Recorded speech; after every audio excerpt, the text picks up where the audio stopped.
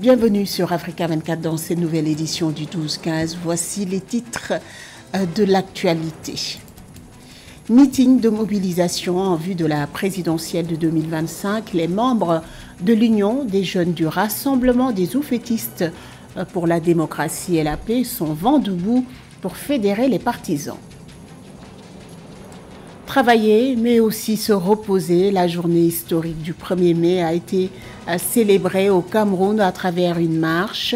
Ce fut l'occasion pour les travailleurs de réclamer une augmentation de leur salaire, entre autres avantages. Et puis, en fin de journal, nous irons au sud du Sénégal, précisément à Ziguinchor. La région vient de se doter d'un centre de réadaptation destiné à la réinsertion des personnes vivant avec un handicap.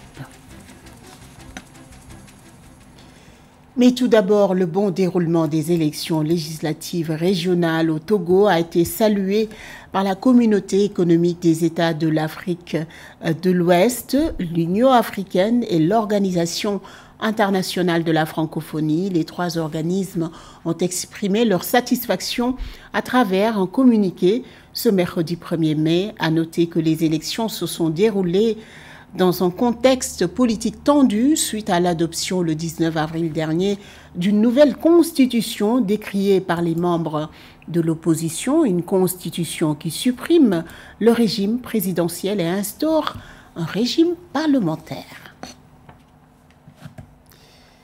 À 18 mois de l'élection présidentielle, les différents partis politiques s'organisent en Côte d'Ivoire. Ce dimanche 28 avril, les membres de l'Union des jeunes du Rassemblement des oufettistes pour la démocratie et la paix ont organisé un meeting de remobilisation. La caravane doit parcourir 31 régions du pays. Objectif, enrôler 1 million de jeunes. Esther Conan. Les préparatifs du scrutin présidentiel prévu dans 18 mois en Côte d'Ivoire ont déjà débuté au sein des différents partis politiques. Dimanche 28 avril 2024, la jeunesse de l'Union des jeunes du Rassemblement oufettistes pour la démocratie et la paix, UJRHDP, a organisé un meeting de remobilisation des jeunes ivoiriens vivant dans la capitale économique d'Abidjan, dans la commune de Yopougon. Cette campagne de remobilisation qui s'étend sur 31 régions du pays vise l'enrôlement de 1 million de jeunes sur le fichier électoral. Et nous nous réjouissons qu'après l'élection des présidents des jeunes, et après différentes activités de séminaires, les jeunes soient passés maintenant à l'occupation du terrain. La direction du parti sera à leur côté pour l'atteinte des différents outils qui sont assignés. Ils l'ont dit eux-mêmes, à l'occasion de la prochaine révision de la liste électorale, ils comptent mobiliser 1 million de nouveaux jeunes sur la liste électorale. Et donc cela ne peut que rentrer en cohérence avec les outils que la direction s'assigne. À travers cette tournée de mobilisation, l'UJRHDP veut constituer des groupes de jeunes en bouclier pour la victoire du président Alassane Ouattara à l'élection présidentielle 2025 dès le premier tour. Ce grand meeting répond évidemment à cette stratégie de mobilisation. Il s'agira pour nous de parcourir tout le pays. Et aujourd'hui, sur la place CP1, il était question pour nous de donner le top départ. Et après cela, chaque week-end, nous serons à travers le pays, que ce soit les 13 communes d'Abidjan et les 31 régions. Et nous allons parcourir tout le pays et faire l'apothéose le 26 octobre de cette année 2024. Elle fait quand même de mobiliser tous les jeunes de notre parti au stade Félix Houphouët-Boigny pour garantir la victoire à notre candidat aux élections de 2025, dès le premier tour. Dans la course aux préparatifs à la présidentielle, on retrouve les principaux partis de l'opposition, RHDP, à savoir le PPACI de Laurent Gbagbo et le PDCI RDA de l'ancien président Henri Konan Bédié, se mobilisent également. En Afrique du Sud également, dernier préparatif en vue des élections nationales prévues du 21 mai au 3 juin prochain. L'Union africaine a annoncé le déploiement d'une mission d'observation des élections. Cette mission, composée de 60 observateurs, sera dirigée par l'ancien président kenyan Uhuru Kenyatta. Sa mission, surveiller le déroulement des élections générales. Les détails avec Samantha Saberou-Saboubanga. Alors que l'Afrique du Sud effectue les derniers préparatifs pour les élections nationales, le président de la Commission de l'Union africaine, Moussa Faki Mahamat, a annoncé le 29 avril 2024 le déploiement d'une mission d'observation électorale de l'Union africaine dans ce pays. Dirigée par l'ancien président kényan Uhuru Kenyatta, la mission comprend 60 observateurs, dont 3 experts électoraux de l'équipe de base chargée d'observer le déroulement des élections générales prévues du 21 mai au 3 juin 2024. Indéniablement, la délégation qui représentera les observateurs de l'Union africaine est relativement importante. Nous savons que dans ce contexte particulier d'élections générales en Afrique du Sud, qu'il va y avoir une bascule a priori selon les observateurs, avec a priori une empreinte et une influence beaucoup moins importante de l'ANC. La mission tiendra des réunions avec divers acteurs et observera les derniers préparatifs ainsi que le déroulement du processus électoral. Une déclaration préliminaire sera publiée par la mission d'observation après le jour du scrutin basée sur les résultats recueillis et fournira des rapports ou une évaluation impartiale sur la qualité des élections générales. Donc il s'agit pour les observateurs de l'Union africaine d'anticiper, d'apaiser la situation et d'œuvrer à ce que le scrutin soit le plus transparent possible, qu'il n'y ait aucune contestation qui en découle. D'après l'organe de gestion des élections d'Afrique du Sud, le scrutin de 2024 devra être le plus âprement disputé de l'histoire du pays, puisque plus de 14 000 candidats se disputeront 887 sièges des assemblées nationales et provinciales. Pour rappel, le 27 avril 2024, l'Afrique du Sud a célébré ses 30 ans de démocratie écoulés depuis la fin du régime de l'apartheid sous la direction du parti au pouvoir, le Congrès national africain ANC. La journée historique du 1er mai a été célébrée au Cameroun sur un ton de revendication. La question des augmentations de salaire a été soulevée par les travailleurs qui réclament leur revalorisation, mais aussi et surtout une amélioration des conditions de travail. Un reportage de Séverin Dunque. Gaëlle, 27 ans, est employée comme vendeuse de pièces et gadgets électroniques, des ordinateurs principalement, dans une boutique à Yaoundé. Elle travaille 6 jours sur 7, 10 heures de travail par jour, soit de 7h30 à 17h30, pour un salaire mensuel de 80 000 francs CFA, un salaire qu'elle trouve juste pour couvrir l'ensemble de ses besoins mensuels.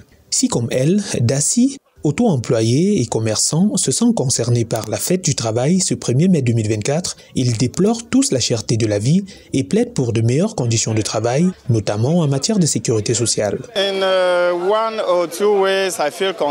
Je me sens concerné par la fête, étant donné que je suis un travailleur. Comme vous pouvez le voir, je suis au travail. Je n'ai pas voulu dépendre d'autres entreprises privées qui ne paient déjà pas bien, les salaires sont faibles et je préfère donc travailler à mon compte. De façon globale, j'aimerais qu'on a comme tout bon Camerounais, le salaire. On sait de faire avec. C'est vrai, c'est pas petit, c'est pas beaucoup, mais ça permet de mettre un peu tout le monde OK.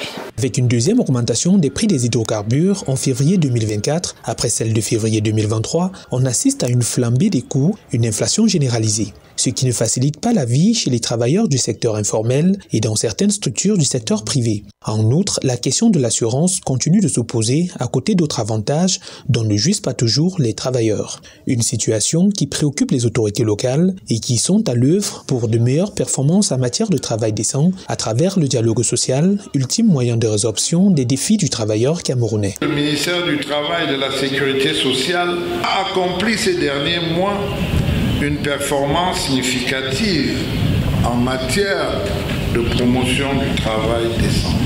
Pour certains secteurs, des hausses de salaire jusqu'à 30%, des avantages revus en termes de congés de maternité qui vont être prolongés à 6 mois.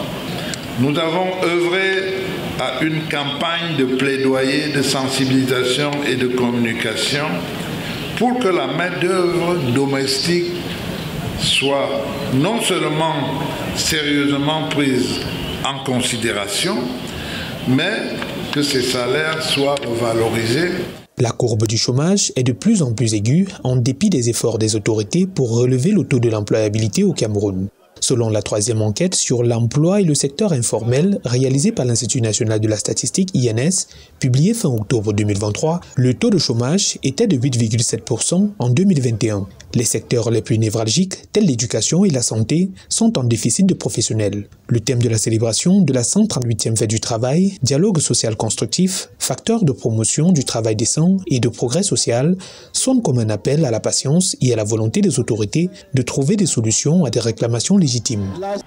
Même tonalité au Sénégal pour la célébration du 1er mai. Les secrétaires généraux des centrales syndicales ont remis leur cahier de doléances au président Bassirou Diomaye Diakhar Faye. Ce cahier qui contient leurs revendications rappelle le respect des accords signés avec l'État et demande l'amélioration des conditions de vie des travailleurs, la baisse du coût de la vie et la revalorisation des salaires. Le président sénégalais a toutefois appelé à la concertation et au dialogue.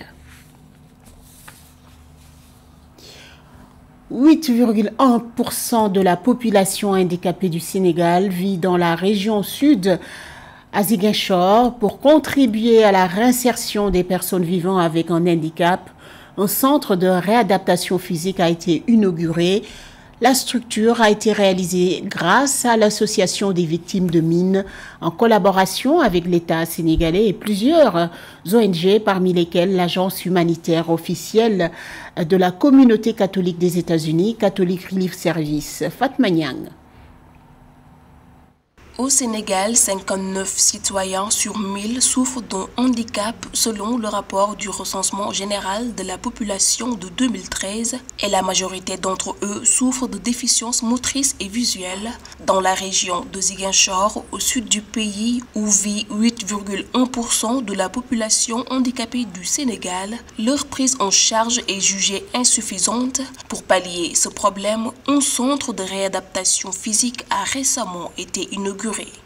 Le résultat que nous attendions de ce projet, c'est la construction de ce centre d'appareillage et nous attendons également que ce projet puisse au moins prendre en charge 600 personnes handicapées et former au moins 10 techniciens dans le domaine de l'orthopédie et des nouvelles technologies d'assistance avec un rapport qualité-prix avec des matériaux adaptés à l'environnement naturel. Situé à Boutout, un village de la commune de Niaguis, ce centre ouvert à tout le monde devrait contribuer à la réinsertion des personnes vivant avec un handicap en les aidant à s'équiper pour une meilleure mobilité. Nous sommes très fiers de mettre en place ce centre qui aujourd'hui déjà a montré déjà les résultats, a permis aujourd'hui déjà de confectionner 16 appareils, mais qui montre aujourd'hui que la nécessité, ce n'est pas seulement les victimes de mines.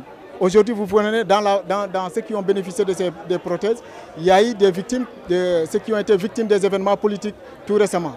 Il y a des gens qui ont été amputés par diabète. L'initiative de ce centre de réadaptation physique de Ziguinchor est née de la volonté du gouvernement sénégalais et de la société civile d'aider à la réparation et à la reconstruction des victimes du conflit en Casamance, en particulier les victimes des mines antipersonnelles.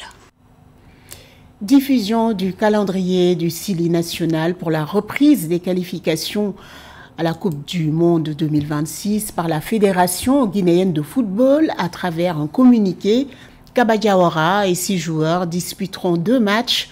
Le premier match se tiendra le 6 juin à Alger au stade Nelson Mandela. Ils affronteront l'Algérie dans le cadre de la 3e journée. Le 10 juin, ils auront en face leur adversaire du Mozambique dans la petite arène du stade Ben Mohamed El Abdi de 15 000 places située à El Jadida sur la côte marocaine. Ce journal a été réalisé par l'ensemble de la rédaction. Merci pour votre fidélité. Dans un instant, une nouvelle édition de l'information sur Africa 24.